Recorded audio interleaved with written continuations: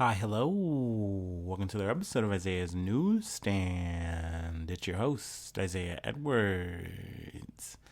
The date is July the 23rd, 2024. Hopefully this episode finds you well, in good spirits, and high hopes. As for me, I'm doing pretty good on this Tuesday.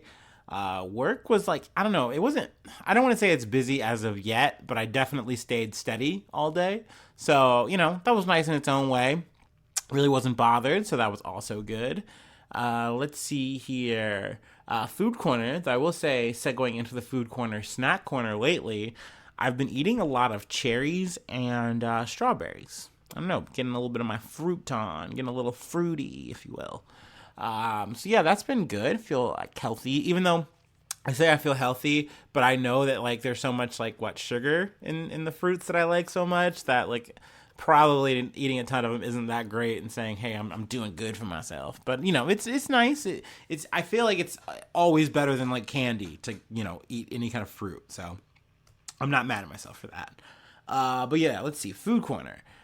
Pretty classic staple meal for me. Made the Mexican beef and rice bowl. It's very yummy.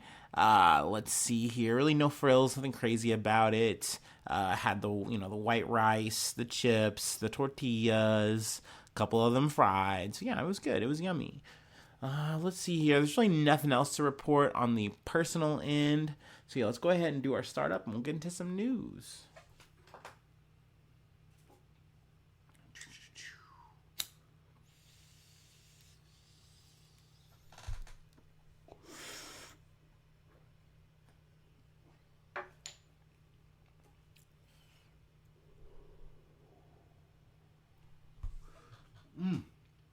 Oh, yeah.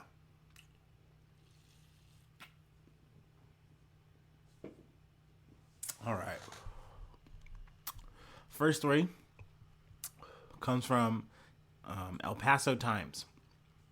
4.9 magnitude earthquake. 8th strongest in state history, shakes West Texas late Monday. West Texas was rattled by a series of earthquakes, including a 4.9 magnitude event Monday night in Scurry County. According to the United States Geological Survey, or USGS, Scurry County was rocked Monday night by a reported 4.9 magnitude earthquake, tying as the 8th strongest earthquake in Texas history. So yeah, that's pretty big, I guess not the biggest, but, obviously it's making some records there, at least in the 8th, tying with the 8th. The 4.9 magnitude earthquake struck 17 kilometers or 10.56 miles northeast of Hermleigh, Texas, at a depth of 7.7 kilometers around 10:38 p.m., leading citizens to report tremors from all over West Texas. 2 other earthquakes followed shortly after around the same area, including a 4.4 magnitude earthquake about 10:46 p.m. and a 3.1 magnitude earthquake at 11:56 p.m. Sorry. So yeah, a little bit of earthquake action there. Doesn't seem to be too much damage though to report, so that's good. I haven't heard any casualties or anything like that. So yeah. We can go. I think also New Mexico caught one as well. I think they mentioned that. But we can go ahead and move on. Let's just segue along. No need to get in the weeds about that. Let it load up here. Okay, from ABC News. Secret Service Director Kimberly Cheatle resigns. So yeah, this is in relation to the Donald Trump assassination attempt. This is kind of playing out in the background. A lot of calls for her to resign. They were like, oh, she's going to go to the House and testify and do all this and that. And I was like, oh boy, that never goes well. But she was saying during an interview with ABC, she's like, I'm not trying to resign. I'm trying to get to the bottom of this so this never happens again. But yeah, it looks like things didn't work out for her not resigning. U.S. Secret Service Director Kimberly Cheatle, who came under scrutiny for the agency's failure to prevent the assassination attempt on former President Donald Trump, has resigned. Cheatle has faced calls to step down since the shooting at a Trump rally on July 13th, which left one attendee dead and 2 others critically injured. She announced her resignation Tuesday morning in an email to Secret Service employees, which was obtained by ABC News. Now, it looks like Ron Rowe, Ron Rowe, the Secret Service Deputy Director, has been appointed as acting director of agency. I don't know if that's going to be a temporary thing or permanent, but he says, we will restore the faith and confidence of the American public and the people we are entrusted to protect, he wrote in a message to employees obtained by ABC News. Rowe is a 24-year veteran of the United States Secret Service. I'm going to scroll all the way to the bottom because it talks about her service record. Before her appointment, she was the senior director in global security at PepsiCo, and before that, she had served with the Secret Service for more than 25 years, including on Biden's security detail while he was vice president. And I believe Biden put her on 2 years ago, if I'm not mistaken. Now, by Republicans, they've mentioned that this was like a DEI hire, which I think is fucking crazy, because essentially I feel like that inference is that women can't lead the Secret Service, or like what? Women can't hold and operate a gun or do tactics. Like I don't know. Like that's what this lapse is showing. And I hate whenever a fucking situation happens and it's a woman or a minority. Now that's just like the new fucking flavor of the week for Republicans to be like, looks like a DEI hire gone wrong. Snark, snark, snark, snark, snark. Like, that should not get points with people, but I'm sure there's some fucking dumb bumpkin and all they do is watch Fox News and they're like, yeah, brother, that's right. Shouldn't put them ladies and them Negroes in anything. Like, I don't get it, man. It's so fucked up. But yeah, I mean, I do understand in this kind of situation, like, hey, a bullet hit a president. So naturally there's going to be, calls for what happened here. Tell us what went down. And essentially, more or less, from what I've seen just from clips from the hearing, she's like, well, we're looking into it. It's being investigated. And of course, like, there were members, who were like, hey, you made a big fuck up. No, like, this was a colossal mistake. And she's like, I definitely made some mistakes. There's definitely mistakes. And she's like, no, say it was a colossal mistake. And like, I will say that Cheatle eventually just kowtows and says, yeah, yes. You want me to say yes? Okay, fine. Yes. And I'm paraphrasing that. She literally just says yes at some point. And I get it. Like, if she understands that she's just here to get her lashings and she just winds up taking it.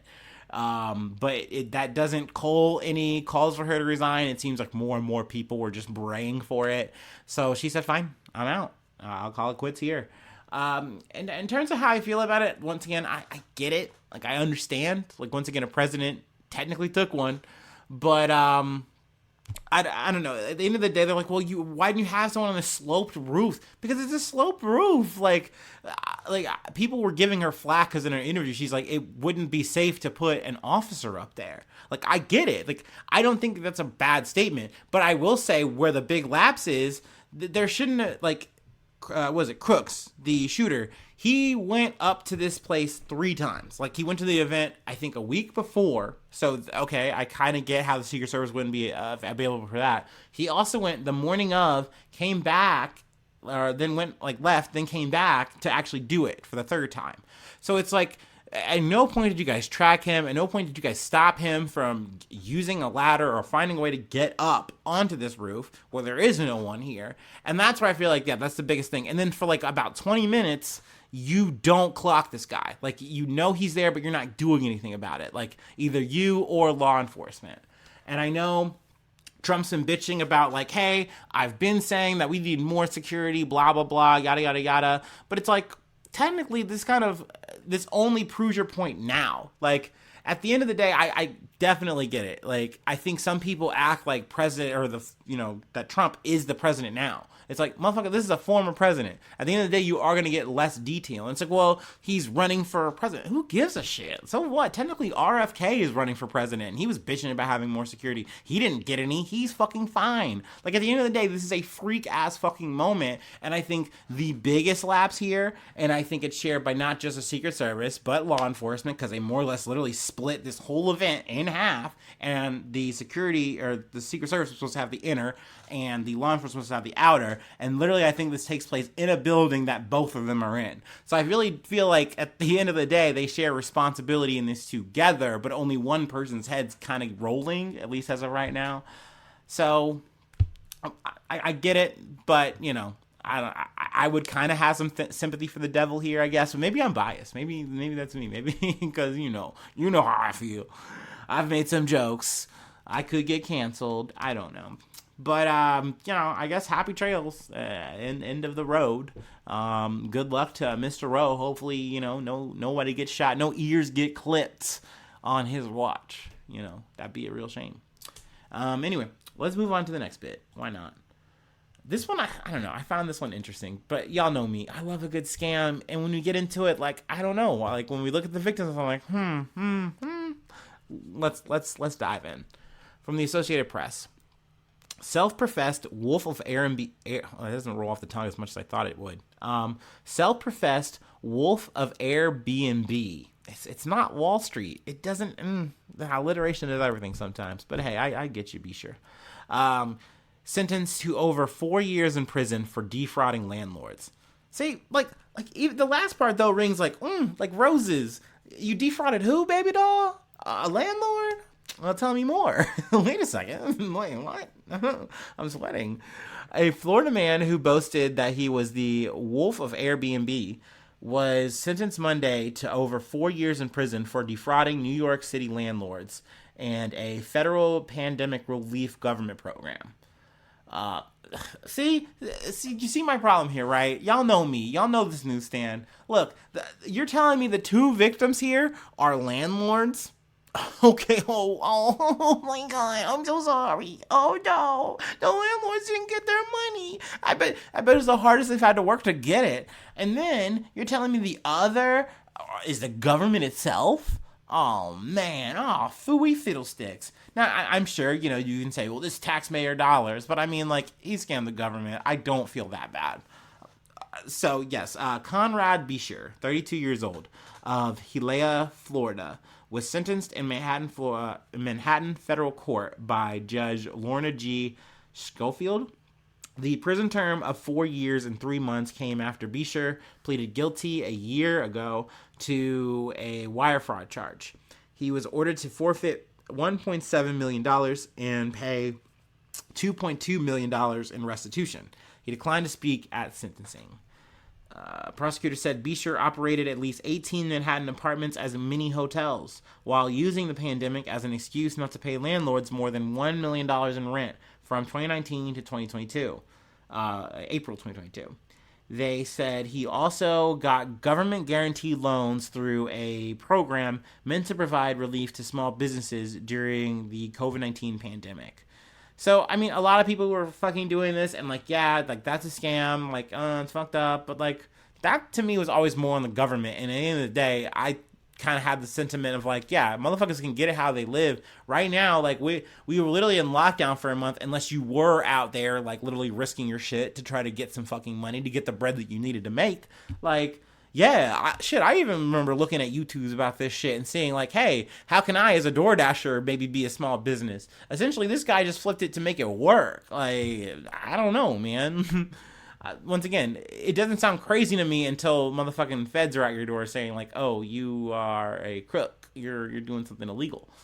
In a submission by prosecutors, the government said Bucher fought lawsuits from landlords by falsely claiming he was suffering from coronavirus-related hardships and by lying about his residency and use of the units to benefit from the refuge of tenant protections offered in New York City.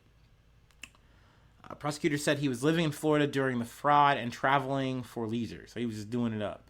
They said Bucher bragged to the media and friends that he was the wolf of Airbnb, and said the expression was meant to refer to the wolf of Wall Street, the title of a memoir by former stockbroker Jordan Belfort, who made a fortune on penny stocks before blowing much of it on a wild and lavish lifestyle and going to prison for financial crimes. In a release, U.S. Attorney Damian Williams noted that Bucher had enjoyed referring himself to as the wolf of Airbnb. But as today's sentence underscores, those who partake in such callous and fraudulent conduct will answer for their crimes, no matter their self-given title, Williams said. I mean, okay, dude, yeah, whatever. I think, yeah, Belfort, like, went to jail, so, like, whatever. Then he became an activist speaker or whatever, or, like, a guy who, like, goes and does little talks for money, so he's still fucking flipping. But to kind of close this part out, I get why people hate Airbnb hustlers, because let's make no mistake here.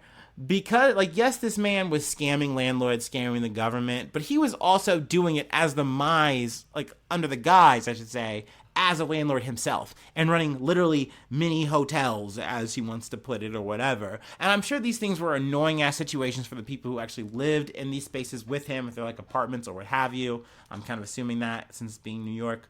And I've heard terrible horror stories about that. So in all kinds of ways, I get why people might hate this guy despite it all, just like they hated the Wolf of Wall Street for obvious, understandable reasons. These are scammers. Boo these people, obviously.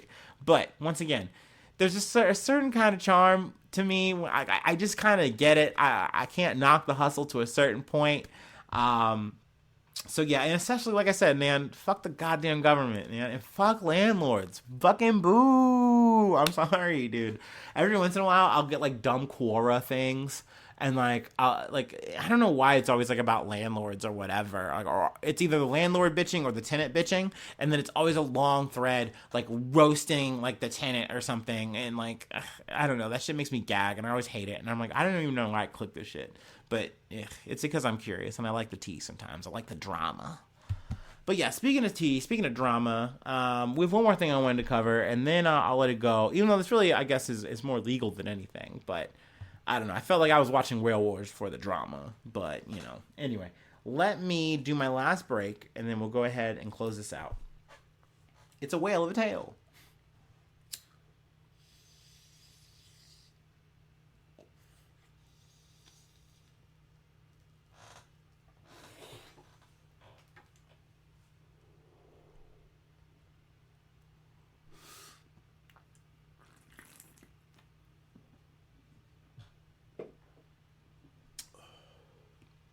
Ooh. Oh, yeah, that feels good. Oh, boy. Okay. From CNN, veteran anti-whaling activist Paul Watson could be extradited to Japan after arrest in Greenland, his foundation says.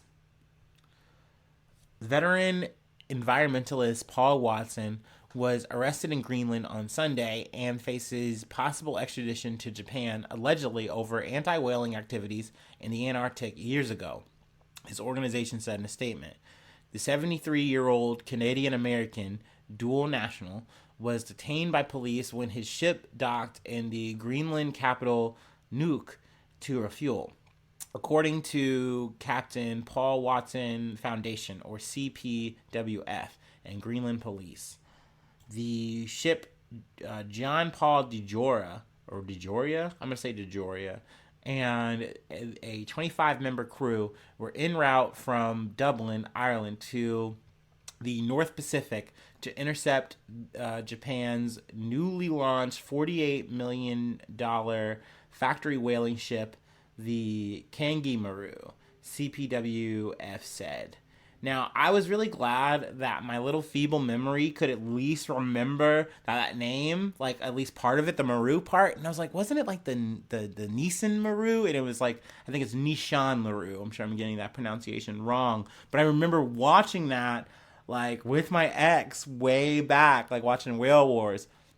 And that really wasn't my show. I remember we kind of like would go to Animal Planet and we would watch like that. And I think it was either on Animal Planet or another show, or another channel, I should say, where we would watch like Deadliest Catch. And that was like kind of more my speed, where I'm like, yeah, let's watch some people do some crabbing, yada, yada, yada. But I did get the vibe of Whale Wars. I understood that, we're talking about like the Sea Shepherds, and they're trying to stop, these Japanese whalers. I feel like that's what you can call them, right? Because they're essentially capturing whales and they're harvesting them on this ship. It's a huge ship. Like, I guess, like, I don't know. They say the exact length and measurements of the Nishin Maru. I think they probably have the Kengi Maru on here as well. But essentially, it's a whole factory used to chop up and dismember a whale and then freeze like the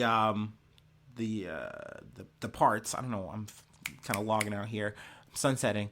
But you essentially put all of your catch in freezers, and it's just ready to go, ready to sell, more or less. So it's a whole ass operation, and this ship is able to go like further away and like able to leave or it's just able to go further out. Therefore able to hunt whales more effectively. Now they say that they're doing everything on the up, and the Sea Shepherds are like, no, they're not. They're exploiting loopholes here, and we're trying to stop them to the best of our ability. Now, essentially, what that was is like ramming them. I think I saw an episode where they were like making stink bombs, and they were like throwing them over at the ship, and then of course there'd be like this back and forth. They had like the Nissan Maru would have like these fucking like sound things that they would use to like fuck them up. So it was a whole thing, and I mean, of course, like this plays out, and it's actually pretty good TV if you ask me. But I definitely remember feeling like kind of conflicted about it, because I understand, I'm not a person who's ever eaten a whale. I don't really have a big intention on doing that. It's not my thing. Granted, I'd eat just about anything. I'm not saying I'm opposed to it. I'm just going to be real with you here. If I've eaten a lot, I'm sure I'm going to eat a lot more. But I can understand why this is like, hey, more or less internationally, like no one eats this shit. I think it's like Japan, Norway, and like maybe like another country that do this. And I actually, once again, referencing the Whale War show, I remember an episode where they have like the highlight on Norway and how they go out and they do it, and it's like, oh man, this is so fucked up, man, it's all fucked up. I remember being really like I could get being emotional about this. So, but I also, this is where the confliction comes, outside of me just being a hungry fat ass. Like, these are these people's cultures and customs. At the end of the day, they are doing this, and someone is eating the shit. Like, they are consuming this whale meat. There you go. That was literally the word I was thinking. Freeze the meat. Put it in the freezer. Whatever. So, like, who am I to literally yuck the yum? I feel weird about that, too. And it's like, well, what about the whales? Yeah, I know. Like, once again, but if the international community really isn't barking about this, if it's just these fucking Sea Shepherd people, or was it now CPWF? I guess they had to change their name. Whole fucking thing that I think they go into here. But yeah, speaking of getting to the article, I suppose I should get back to it. Essentially, there was this red notice that was put out for him for his arrest. Interpol issued a red notice for Watson in September 2012, 2 years after the JCG, which is the Japan Coast Guard, issued an arrest warrant for him. Now, they thought that this shit was already, like, laid down, that they were good, that there isn't a red notice for him, so they went on as business as usual. But it turns out, at least according to the CPWF, that's not the case, and they went kind of like a little incognito and reissued it, and then, now he's under arrest and potentially going to get extradited to Japan. So, I mean, it's big news. That's why it definitely caught my attention. You know what? Let's talk a little bit more though about Watson, since I have this, right in front of my face. Why not? An early member of Greenpeace, Watson went on to found the Sea Shepherd Conservation Society, an environmental group famous for tracking, exposing, and occasionally ramming Japanese whalers. His attempts to disrupt Japanese whalers at sea gained him fame through Animal Planet's Whale Wars TV show. His activities have also previously landed him in legal trouble. In 2012, he was detained in Germany on an international arrest warrant issued by Costa Rica, which accused him of endangering a fishing vessel off the coast of Guatemala in 2002. He skipped bail, but denied wrongdoing in that case. I don't know. I just wanted to kind of touch on that, just kind of give you a little bit of his bio a little bit there. But, yeah, I don't know. I've always kind of felt like, also in some ways, when I don't feel like I ever had this thought, like, out loud. But just, like, if you've ever watched Cowboy Bebop, there's an episode where they have, like, the eco-terrorists, right? And I always felt like whenever I see this episode, I always think of the Sea Shepherds. And I'm like, does that mean like they're kind of terrorists to me? Is that how I identify them? And I'm like, no. I don't say, I say no just because of the fact that it's like, I feel like I'm doing like that, like Fox News journalism when I take that narrative, like, yeah, these are terrorists. But like, really what they are nuisances. That's really what they are. They're a nuisance. Like, they don't really do much more than that. But at the end of the day, you could, by some people's perspectives, say that they are more than a nuisance, that they maybe are a threat to these people who are doing their, at least by their standards, legal job and profession. So I don't fucking know, man. I do always kind of find myself in the weeds with this. Like, how do I feel exactly? Whose side am I on? And of course, I straddle the fence like a classic liberal centrist. Oh my God.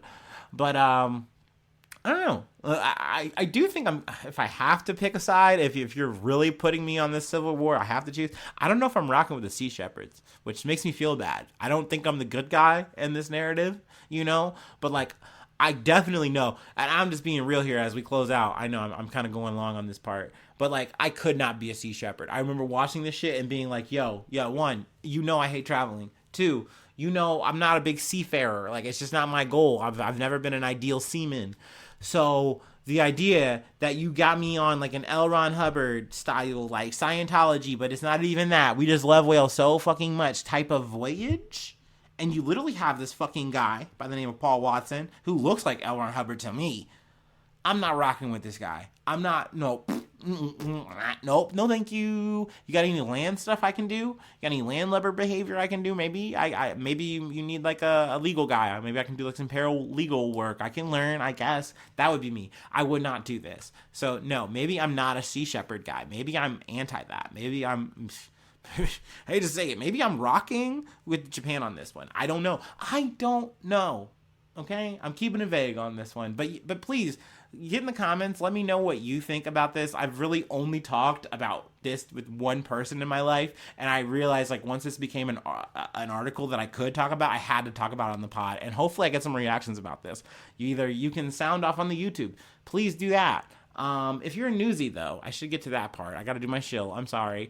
Patreon.com/News. That's like the best way because then you've given me money. So, I mean, I'm prioritized to talk to you first. So there you go. Priority. That's a thing. And then also you get shout outs. That's a thing. Whatever. Top of the month. Top of the morning to you. But freeways hit me up at xanews1@gmail.com. But like I said, the YouTube, sound off in the comments, or whatever social you like to use. You can hit up my DM, hit up the podcast DM. I eventually get to those. Sorry for Instagram DMers. I really, that's like my least form. Like, you can just hit my normal. The people who do that, you literally have my normal. Just hit my normal IG. Crawl in those DMs. But if you don't, the podcast, me, whatever. I know, I'm going long here. I'm rambling. I'm ranting. But yeah, I'd like some feedback. Are you team Sea Shepherd? Are you team Japan? Team whale? Team no whale? I don't even know what that means, but let me know. And hopefully I see you soon for some more good news. I love ya. Bye-bye. Mwah.